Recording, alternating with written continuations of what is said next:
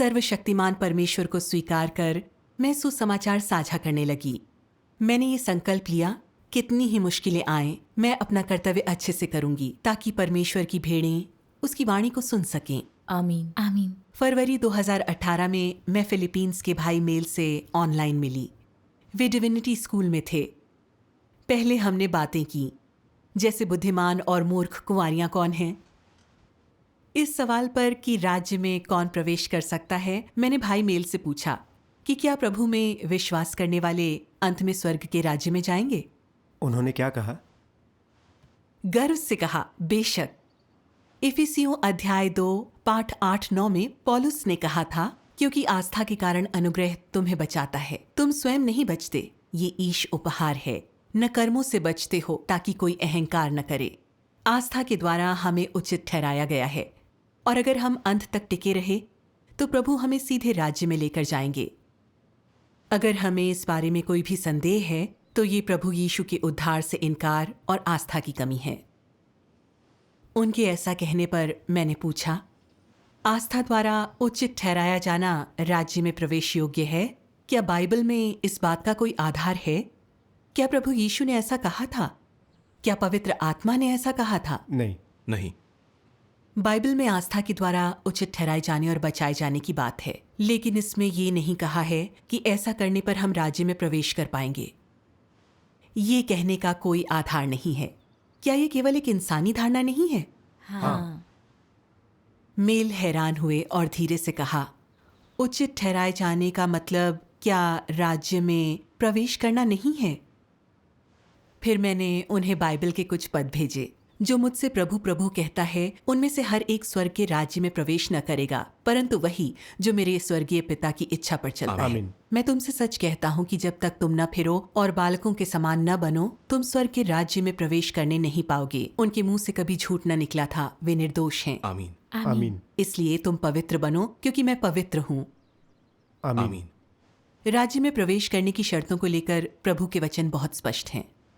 प्रभु पवित्र है और वो चाहता है कि हम बच्चे की तरह शुद्ध, ईमानदार और निष्कपट बने, भ्रष्टता को त्याग शुद्ध हो जाएं। परमेश्वर की आज्ञा का पालन और उसकी इच्छा के अनुसार काम करके ही हम राज्य के लिए योग्य बन सकते हैं। सही है। क्या हम अपेक्षाओं को पूरा कर पाए हैं? क्या आप कह सकते हैं कि आप कभी झूठ नहीं बोलते? बिल्कुल नहीं। क्या आप कह सकते हैं कि आप पूरी तरह पाप से मुक्त हो चुके हैं? कोई नहीं कह सकता। बिल्कुल नहीं। मेल ने कुछ भी नहीं कहा। मैंने सहभागिता जारी रखी। अगर हम प्रभु के सामने अपने पाप स्वीकार करते हैं तो अनुग्रह से हम बचाए जाएंगे, ये बात सही है। लेकिन आस्था के द्वारा उचित ठहराए जाने और अनुग्रह से बचाए जाने का असल में क्या मतलब है? हम सभी जानते हैं कि व्यवस्था के युग में परमेश्वर ने व्यवस्था और आज्ञाएं जारी कर लोगों को राह दिखाई। इस युग के अंत तक कोई भी व्यवस्था के अनुसार नहीं चल रहा था। व्यवस्था के कारण हर एक को मृत्यु का खतरा था। हाँ। यही परमेश्वर के देहधारी होने और मनुष्य की पाप बलि के तौर पर सलीब पर चढ़ने और इंसान को व्यवस्था से मुक्त करने का प्रसंग था। जब तक लोगों ने प्रभु यीशु को अपना उद्धारक माना और पाप को स्वीकार करके पश्चाताप किया, उनके पापों को माफ किया गया और उन्हें दंडित नहीं किया गया। इसका मतलब कि प्रभु अब हमें पापी नहीं मानता। प्रभु के छुटकारे से हमें धार्मिक कहा जा सकता है। हम परमेश्वर के समक्ष प्रार्थना करने, प्रभु प्रदत्त अनुग्रह, शांति और खुशी का आनंद लेने के काबिल हैं। तो आस्था द्वारा उचित ठहराए जाने का मतलब है पापों का माफ किया जाना, और हम व्यवस्था के तहत दंडित नहीं होंगे। लेकिन इसका मतलब ये नहीं है कि हम शुद्ध हो गए या हम सचमुच धार्मिक या राज्य में जाने के काबिल बन गए। आमीन। आमीन। मेल ने हैरानी के साथ जवाब दिया, तो आस्था के द्वारा उच्च ठहराए जाने का अर्थ यही है कि प्रभु ने हमारे पाप माफ कर दिए हैं, पर यह मतलब नहीं कि हम धार्मिक हैं और राज्य में प्रवेश कर सकते हैं। हमारे पादरी ने कभी इसके बारे में बात नहीं की। फिर मैंने सर्वशक्तिमान परमेश्वर के वचनों के इन अंशों को पढ़कर सुनाया। उस समय यीशु का कार्य समस्त मानव जाति को छुटकारा दिलाना था। उसमें विश्वास करने वाले सभी के पापों को क्षमा कर दिया। अगर उस पर विश्वास करते हो तो वो तुम्हें छुटकारा दिलाएगा, तो तुम पाप के नहीं रह जाते, तुम अपने पापों से मुक्त हो जाते हो। ये आस्था द्वारा बचाया और उचित ठहराया जाना है। फिर विश्वासियों के अंदर परमेश्वर के प्रति विद्रोह और विरोध का भाव था और जिसे अभी भी हटाया जाना था। उद्धार का अर्थ ये नहीं था कि मनुष्य पूरी तरह से यीशु द्वारा प्राप्त कर लिया गया है, बल्कि ये था कि मनुष्य अब पापी नहीं रह गया है, उसे उसके पापों से मुक्त कर दिया गया है। अगर तुम विश्वास करते हो तो तुम फिर कभी भी पापी नहीं रहोगे, क्योंकि इंसान को छुटकारा दिए जाने और उसके पाप क्षमा किए जाने का अर्थ केवल इतना है कि परमेश्वर न तो इंसान के अपराधों को याद रखता है, न ही वो उनके अनुसार उसके साथ बर्ताव करता है। किंतु जब देहधारी इंसान पाप मुक्त नहीं हुआ है तो वो निरंतर अपना भ्रष्ट शैतानी स्वभाव प्रकट करते हुए केवल पाप करता रह सकता है। यही वो जीवन है, पाप करने और क्षमा किए जाने का एक अंतहीन चक्र। आमीन। अधिकतर मनुष्य दिन में पाप करते हैं ताकि शाम को उन्हें स्वीकार कर सकें। इस प्रकार भले ही पाप बलि मनुष्य के लिए हमेशा के लिए प्रभावी हो, फिर भी वो मनुष्य को पाप से बचाने में सक्षम नहीं होगी। उद्धार का केवल आधा कार्य ही पूरा किया गया है, क्योंकि मनुष्य में अभी भी भ्रष्ट स्वभाव है और पापों से अवगत होना आसान नहीं। उसके पास अपनी गहरी जमी प्रकृति को पहचानने का उपाय नहीं है और उसे इसके लिए वचन के न्याय पर भरोसा करना चाहिए। केवल तभी मनुष्य इस बिंदु से आगे क्रमशः बदल सकता है। आमीन। अगला अंश मैं पढ़ूंगा। ठीक है। तुम ये जानते हो कि यीशु अंत के दिनों में उतरेगा, परंतु वास्तव में वो कैसे उतरेगा? तुम जैसा पापी जिसे परमेश्वर के द्वारा अभी अभी छुड़ाया गया है और जो परिवर्तित या पूर्ण नहीं किया गया है, क्या परमेश्वर के हृदय के अनुसार है? तुम अभी भी पुराने अहम वाले हो और तुम्हें यीशु के द्वारा बचाया गया था। ईश उद्धार के कारण तुम पापी नहीं माने जाते, पर इससे यह साबित नहीं होता कि तुम पापी और अशुद्ध नहीं हो। यदि तुम्हें बदला नहीं गया तो तुम संत जैसे कैसे हो सकते हो? भीतर से तुम अशुद्धता से घिरे हुए हो, स्वार्थी और कुटिल हो, मगर तब भी तुम यीशु के साथ अवतरण चाहते हो। क्या तुम इतने भाग्यशाली हो सकते हो? तुम आस्था में जरा से चूक गए। तुम्हें छुटकारा मिल गया, पर तुम्हें बदला नहीं गया। परमेश्वर तुम्हें खुद बदलेगा और शुद्ध करेगा ताकि तुम उसके हृदय के अनुसार बन जाओ। यदि तुम्हें सिर्फ छुटकारा दिया जाता है तो तुम पवित्रता को प्राप्त करने में असमर्थ होगे। तुम परमेश्वर के आशीषों में साझेदारी के अयोग्य होगे, क्योंकि तुमने मानव प्रबंधन के ईश कार्य के एक कदम का सुअवसर खो दिया है, जो कि परिवर्तित करने और सिद्ध बनाने का मुख्य कदम है। तुम पापी को अभी छुटकारा मिला है। तुम सीधे परमेश्वर की विरासत नहीं पा सकते। आमीन। परमेश्वर के वचनों को पढ़ने के बाद मैंने कहा, अनुग्रह के युग में प्रभु यीशु ने छुटकारे के कार्य का एक चरण पूरा किया। उसने पश्चाताप का मार्ग बताया था कि लोग पाप को स्वीकार कर सकें, प्रभु से और दूसरों से खुद के जैसा प्रेम कर सकें आदि। लोगों का अच्छे व्यवहार सीखना छुटकारे के कार्य का परिणाम था। हाँ। फिर प्रभु यीशु ने हमें छुटकारा दिलाया, पापों को माफ किया और वो हमें पापी नहीं मानता। लेकिन हम पाप से मुक्त होकर शुद्ध नहीं हुए हैं, क्योंकि हमारी पापी प्रकृति अब भी है और हम हमेशा अहंकार, कपट, धोखा, दुष्टता और विद्वेष जैसे अपने भ्रष्ट स्वभाव को प्रकट करते हैं। जैसे अगर हमारे पास कोई क्षमता है तो हमें लगता है कि हम बहुत अच्छे हैं। हम दूसरों को नीचा दिखाते हैं। जब हम अपने काम में कोई त्याग करते हैं तो हम दिखावा करने में पीछे नहीं रहते ताकि दूसरे हमारा सम्मान करें। कोई दूसरा हमसे बेहतर होने पर हम उसके प्रति नफरत का भाव रख सकते हैं। जब कोई बात हमारे हितों से जुड़ी होती है तो हम झूठ बोल सकते हैं। कष्टों, परीक्षणों, आपदाओं, बीमारी या पारिवारिक संकट का सामना होने पर कभी कभी हम परमेश्वर को गलत समझकर उसे दोष देते हैं। हाँ। इन सारी चीजों से पता चलता है कि हम अब भी पाप करते हैं और परमेश्वर का विरोध कर सकते हैं। हर कोई पाप करने और स्वीकार करने के दुष्चक्र में फंसा रहा है। एक भी इंसान मुक्त नहीं हो पाया। ये बिल्कुल स्पष्ट है। ये बात सही है। अगर हम प्रभु की अपेक्षाओं से हमारी तुलना करें, जैसे कि झूठ नहीं बोलना, दोषों से मुक्त होना और शुद्ध किया जाना, तो हम कहीं आसपास भी नहीं हैं। शायद हम परमेश्वर का गुणगान न कर सकें। हमारे जैसे लोग राज्य में प्रवेश कैसे कर पाएंगे? प्रभु यीशु ने कहा था, मैं तुमसे सच सच कहता हूं कि जो कोई पाप करता है वो पाप का दास है। दास सदा घर में नहीं रहता, पुत्र सदा रहता है। आमीन। अगर हम शुद्ध होकर राज्य में प्रवेश पाना चाहते हैं तो हम चाहते हैं परमेश्वर लौटकर हमें पाप से छुड़ाने का कार्य करे, ताकि हमारे शैतानी स्वभाव का हल मिल सके, हमारे पाप और ईश्वर विरोध के कारण को जड़ से खत्म किया जा सके। आमीन।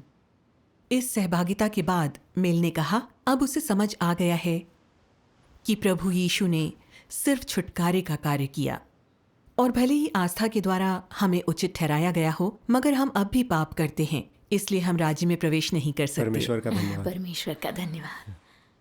हालांकि थोड़ा विचार करने के बाद उन्होंने पूछा कि प्रभु उद्धार के कार्य का एक और चरण पूरा करने वाला है।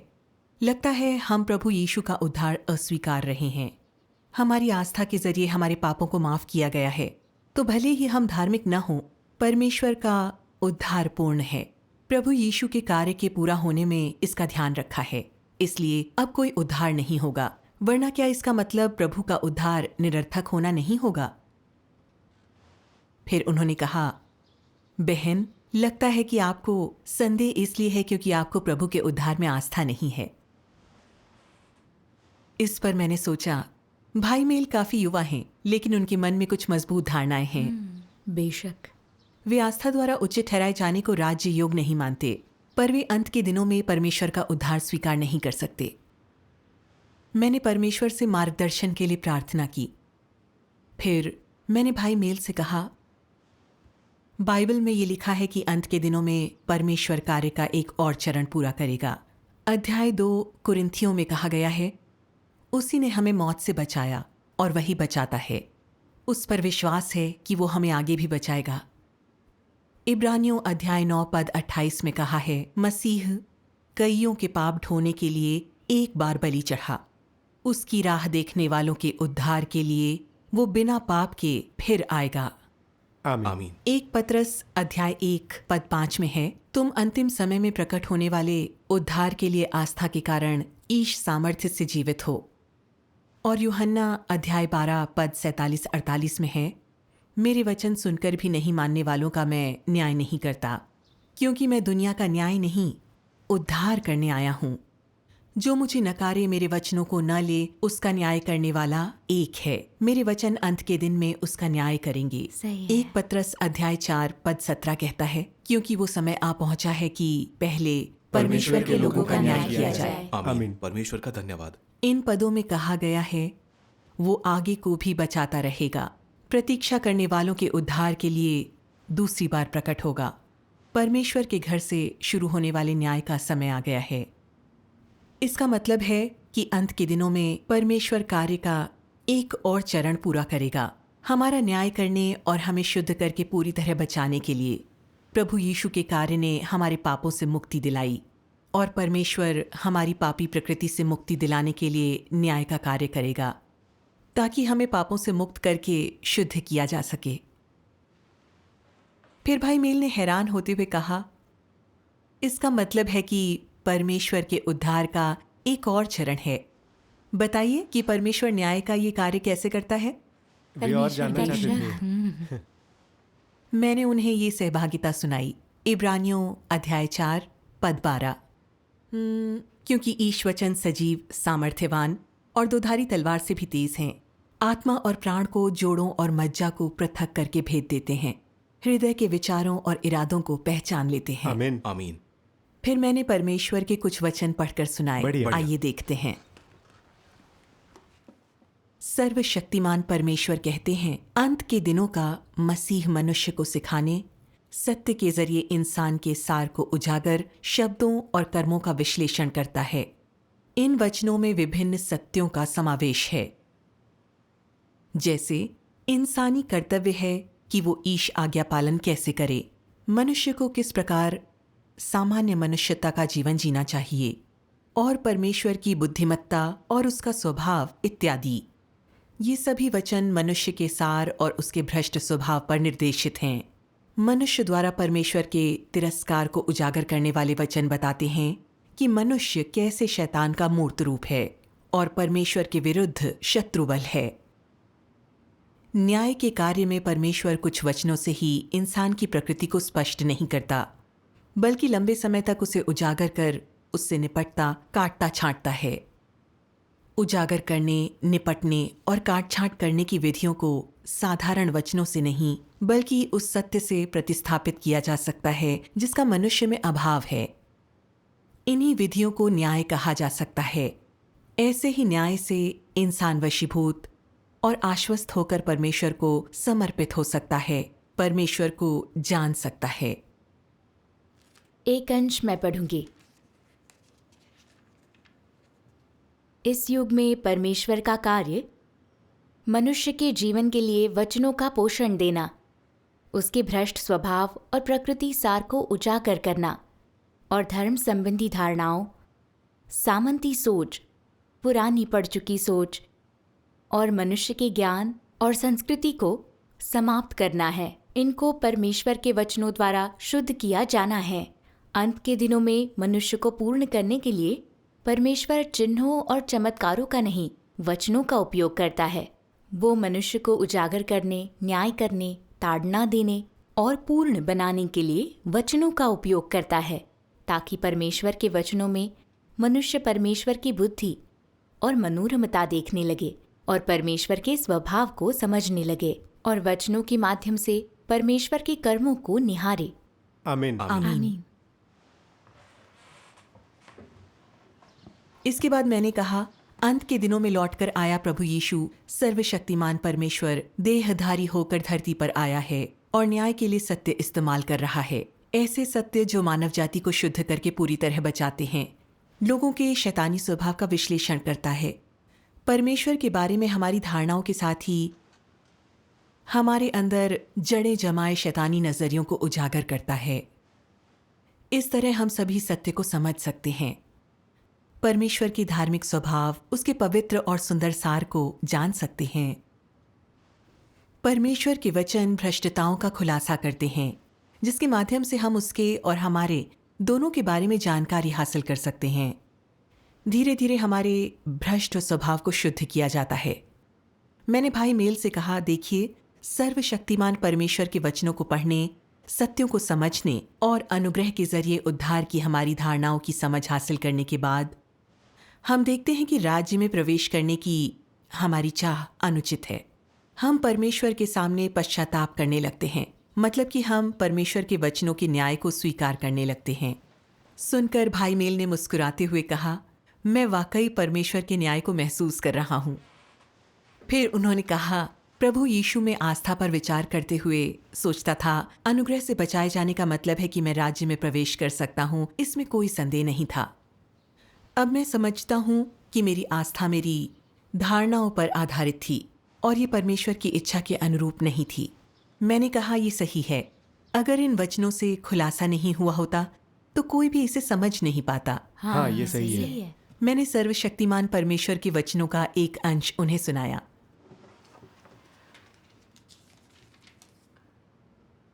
विजय कार्य का अंतिम चरण क्यों है?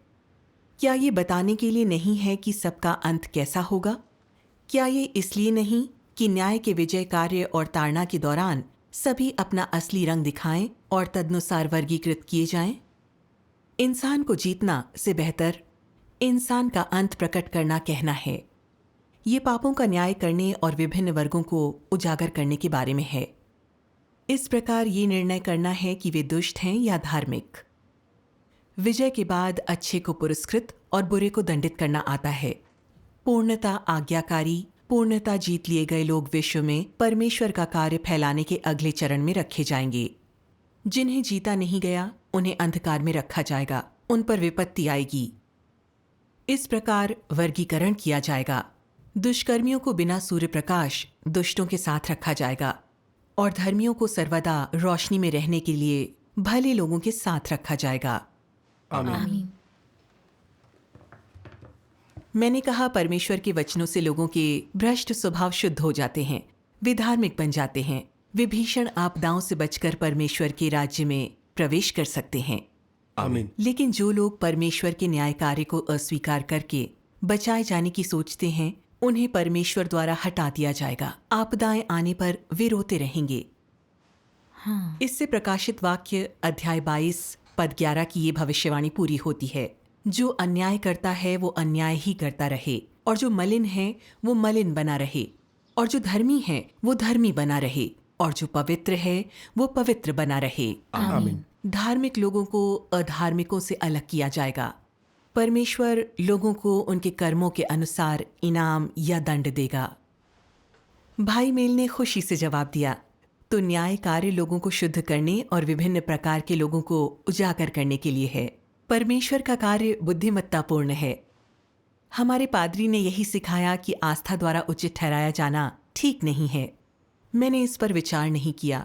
मैं यही सोचता रहा कि प्रभु का उद्धार पूरा हो चुका है और अब कोई उद्धार नहीं होगा। धर्मी ठहराए जाने और उद्धार पाने के साथ हम राज्य में प्रवेश कर सकते हैं। अब ये सोचकर शर्मिंदगी महसूस होती है। प्रभु का धन्यवाद कि मैं ये सुन पाया। मैं परमेश्वर के न्याय कार्य को स्वीकार करना चाहता हूँ। परमेश्वर का धन्यवाद। परमेश्वर का धन्यवाद। मैं रोमांचित थी कि वे अंत के दिनों के परमेश्वर के न्याय को स्वीकार करना चाहते थे। लेकिन कुछ दिनों बाद मैं भाई मेल से मिली तो हैरान रह गई। उन्होंने कहा कि वे अपने पादरी के घर गए और मेरी सहभागिता उनके साथ साझा की। उन्होंने इसे गलत बताया कि आस्था द्वारा उच्च ठहराया जाना सही है और अंत के दिनों में परमेश्वर के न्याय की ज़रूरत नहीं। उन्होंने भाई मेल से ये भी कहा कि मेरे साथ संपर्क तोड़ लें। मैं कह सकती थी कि ऐसा कहते हुए वे काफ़ी निराश लग रहे थे और अब वे न्याय कार्य को स्वीकार करने को लेकर असमंजस में थे। मैंने परमेश्वर से गवाही में मार्गदर्शन करने की प्रार्थना की। फिर परमेश्वर के वचनों का एक अंश मेरे मन में आया।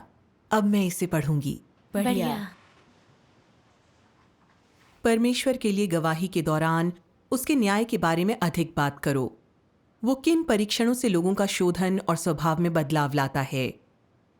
अपनी भ्रष्टता और तुमने कितना सहा उस पर भी बात करो। और आखिरकार परमेश्वर ने तुम्हें कैसे जीता। परमेश्वर के कार्य का कितना ज्ञान तुम्हारे पास है। परमेश्वर के लिए गवाही देकर उसका प्रेम कैसे चुकाएं। तुम लोगों को ये बातें व्यवहारिक तौर पर सरल तरीके से समझाओ। खोखले सिद्धांतों की नहीं, व्यवहारिक रूप से बात करो। तुम्हें इस तरह अनुभव करना चाहिए। दिखावे के लिए खुद को गहन और खोखले सिद्धांतों से युक्त मत करो। इससे तुम्हें घमंडी और तर्कहीन माना जाएगा। तुम्हें असल अनुभव की वास्तविक, सच्ची और दिल से निकली बातों पर ज्यादा बात करनी चाहिए। ये दूसरों के लिए बेहद लाभकारी और अत्यंत उपयुक्त होगा। आमीन।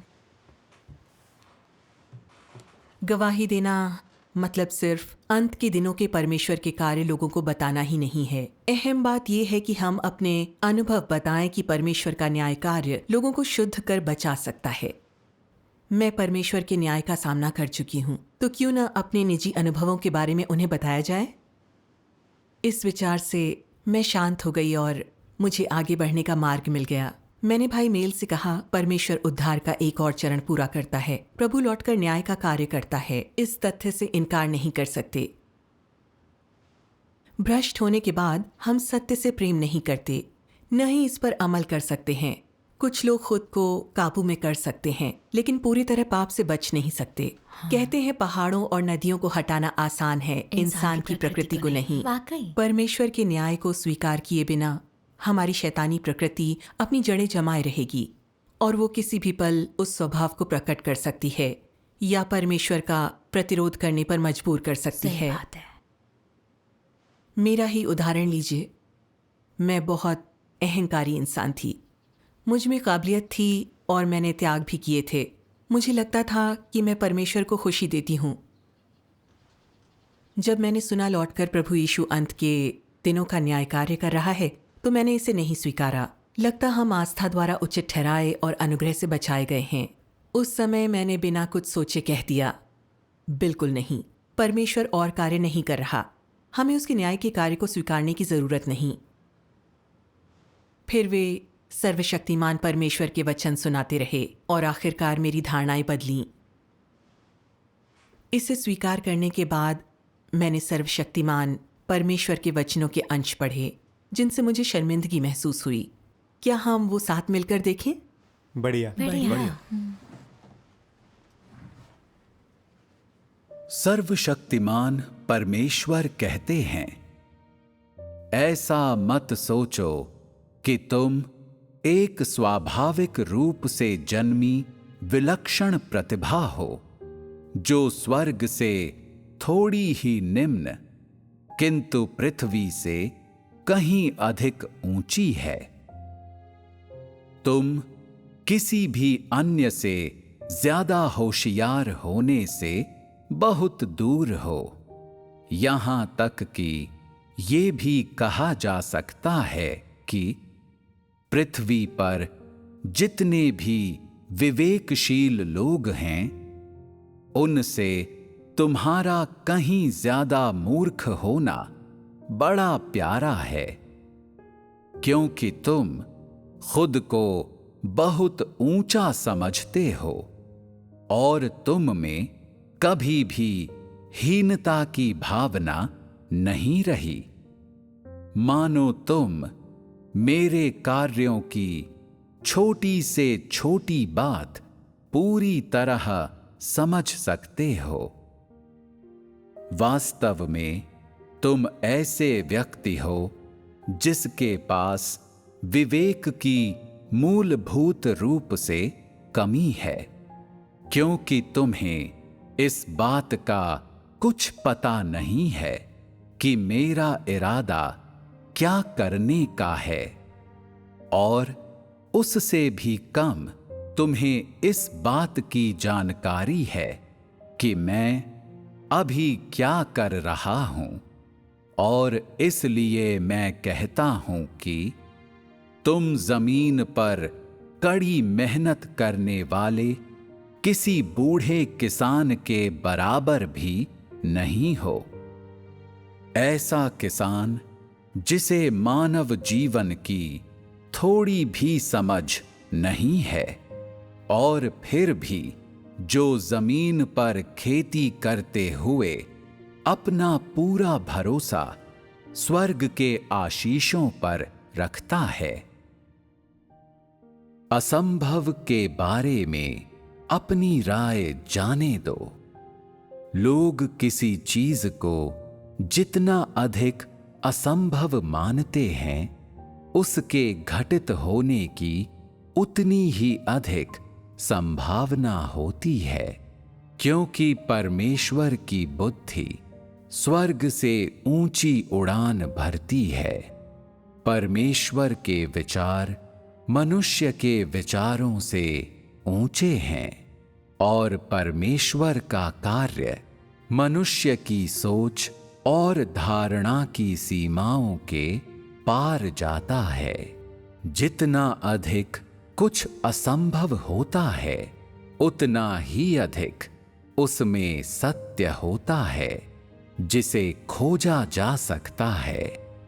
कोई चीज मनुष्य की धारणा और कल्पना से जितनी अधिक परे होती है, उसमें परमेश्वर की इच्छा उतनी ही अधिक होती है। यदि तुम लोग परमेश्वर के प्रकटन को देखने और उसके पद चिन्हों का अनुसरण करने की इच्छा रखते हो, तो तुम लोगों को पहले अपनी धारणाओं को त्याग देना चाहिए। तुम लोगों को ये मांग नहीं करनी चाहिए कि परमेश्वर ऐसा करे या वैसा करे। तुम्हें उसे अपनी सीमाओं और अपनी धारणाओं तक सीमित तो बिल्कुल भी नहीं करना चाहिए। इसके बजाय तुम लोगों को ये पूछना चाहिए कि तुम्हें परमेश्वर के पद चिन्हों की तलाश कैसे करनी है, तुम्हें परमेश्वर के प्रकटन को कैसे स्वीकार करना है, और तुम्हें परमेश्वर के नए कार्य के प्रति कैसे समर्पण करना है। मनुष्य को ऐसा ही करना चाहिए, चूंकि मनुष्य सत्य नहीं है और उसके पास भी सत्य नहीं है, इसलिए उसे खोजना, स्वीकार करना और आज्ञा पालन करना चाहिए। आमीन। मैंने उनसे कहा, ये पढ़कर मुझे गहरी चोट लगी। जाना कि मैं कितनी अहंकारी हूँ। परमेश्वर के अंत के दिनों के कार्य की मैंने जांच पड़ताल नहीं की। मैंने परमेश्वर के वचनों को ईमानदारी से नहीं पढ़ा, बस कह दिया कि परमेश्वर और कोई कार्य नहीं करेगा, जैसे कि मुझे परमेश्वर के कार्य के बारे में पता हो। मैं बस शैतान द्वारा भ्रष्ट की गई एक और इंसान थी। परमेश्वर के कार्य की थाह कैसे लेती? वो सृष्टि करता है और सभी कार्य अपनी प्रबंधन योजना के अनुसार ही करता है। मानो कि इसके लिए मेरी मंजूरी लेनी होगी। क्या ये मेरी धारणाओं के अनुरूप है? मेरा इनकार परमेश्वर को सीमाओं में बांधना था। मैं परमेश्वर का प्रतिरोध और निंदा कर रही थी। ये उन फरीसियों की तरह था जो हमेशा मसीहा के आने का इंतजार करते रहे। प्रभु यीशु ने प्रकट होकर कार्य किया तो वे उसे जान न पाए। उन्होंने धारणाओं के तहत उसकी आलोचना और निंदा की, यहाँ तक कि उसे सलीब पर लटका दिया। आखिरकार उन्होंने परमेश्वर का अपमान किया और उसके द्वारा दंडित हुए। मेरा व्यवहार उन फरीसियों से अलग नहीं था जिन्होंने प्रभु यीशु का प्रतिरोध किया था। ये एहसास होने पर मैं ये भी समझ गई कि प्रभु का अनुग्रह और अच्छे काम करना स्वभाव में बदलाव नहीं कर सकता। न्याय और शुद्धिकरण का अनुभव करने तक कुछ नापसंद घटने पर मेरा अहंकार सिर उठा लेता था।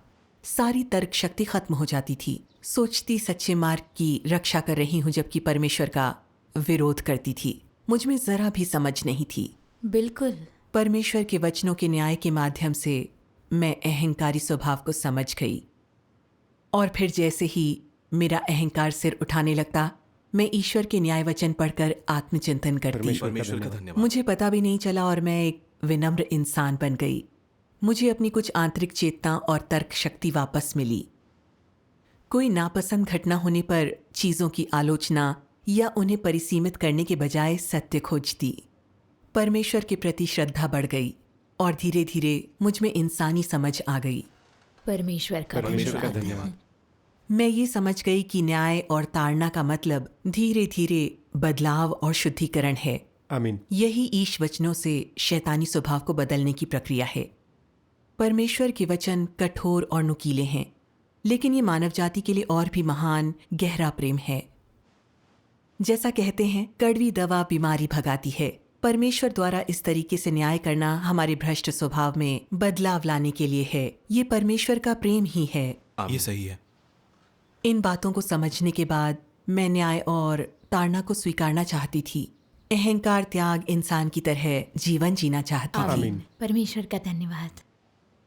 मैं समझ गई कि परमेश्वर का न्याय ही हमारे जीवन की ज़रूरत है, और केवल इस प्रकार का न्याय ही हमें पाप से बचा सकता है। न्याय और ताड़ना वाकई परमेश्वर का उद्धार है, और ये प्रेम, अनुग्रह या पाप बलि से बड़ा है। आमीन। परमेश्वर का धन्यवाद। ये सुनने के बाद भाई मेल ने खुश होकर कहा, आस्था के अपने वर्षों में कलीसिया के किसी सदस्य ने खुद की भ्रष्टता की बात नहीं की। बस दिखावा करते हैं कि वे अच्छे हैं, एक दूसरे के साथ सहनशील होने का अभ्यास करते हैं, लेकिन अपने हित आते ही प्रेम गायब हो जाता है। सही बात है। अब समझा हूं कि ये शैतानी स्वभाव के कारण है। परमेश्वर के वचनों के न्याय और शुद्धिकरण के अनुभव बिना हम खुद को कभी न जान पाएंगे या परमेश्वर के प्रति समर्पित नहीं हो पाएंगे। दूसरों से खुद की तरह प्रेम भी नहीं कर पाएंगे। आमीन। आमीन। न्याय और ताड़ना इंसान के लिए परमेश्वर का उद्धार और हमारी जरूरत है। सर्वशक्तिमान परमेश्वर के वचन सत्य हैं। अब मैं दूसरों की बात नहीं सुनूंगा। मैं सर्वशक्तिमान परमेश्वर पर विश्वास करूंगा। परमेश्वर का धन्यवाद। फिर उन्होंने हमारे चैट ग्रुप का नाम बदल कर रखा, ये है मेरा असली परिवार। फिर उन्होंने आंसू भरी आंखों के साथ कहा, मुझे परमेश्वर मिल गया, परिवार मिल गया। जहां परमेश्वर के वचन, वहां मेरा परिवार। आमीन। आमीन। उनको ऐसा कहते सुनकर मेरा मन भाव विभोर हो गया। भाई मेल के साथ मेरे अनुभव ने मुझे इस बात की समझ दी कि सत्य की समझ न होने पर लोगों को धार्मिक धारणाओं और भ्रांतियों में बांध कर रखा जा सकता है। सही बात है, वाकई सच है। हमें परमेश्वर पर भरोसा कर सत्य के बारे में सहभागिता करनी होगी। परमेश्वर की गवाही के लिए हमें उसके कार्य के अनुभव का इस्तेमाल करना होगा। आमीन। लोगों को सत्य समझ, अपनी धारणाओं पर समझ विकसित करनी होगी ताकि वे परमेश्वर के समक्ष आ सके। ये सही है। ये सही है। मानव जाति को बचाने का परमेश्वर का कार्य बहुत मुश्किल है। मैं परमेश्वर में आस्था रखने वाले लोगों को परमेश्वर के समक्ष लाना चाहती हूँ ताकि उसे सुकून मिल सके। आमीन। परमेश्वर का धन्यवाद। परमेश्वर की वाणी परमेश्वर की सुनते ही भी उसकी उसकी वाणी प्रबुद्धता सुनती हासिल है। होगी।